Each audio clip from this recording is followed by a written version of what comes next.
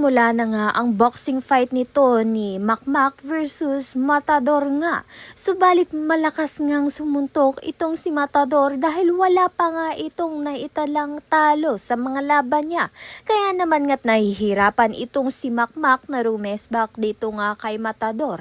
At isa pa nga ay wala nga ang nanay Nadia niya na nanonood sa kanya. Kaya naman nga tapanghihinaan nga siya ng loob kahit pa nga sinusuportahan nga siya ng coach na tatay nga niyang si Nonoy at si Doming at ang mga kabarangay nga nila.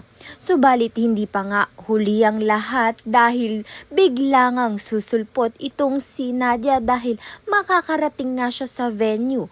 At nang makita nga siya nito ni Makmak ay lumakas nga ang loob nito ni Makmak at bigla nga siyang tumayo. Bigla nga niyang malakas na sinuntok itong si Matador at doon nga niya ito na knockout.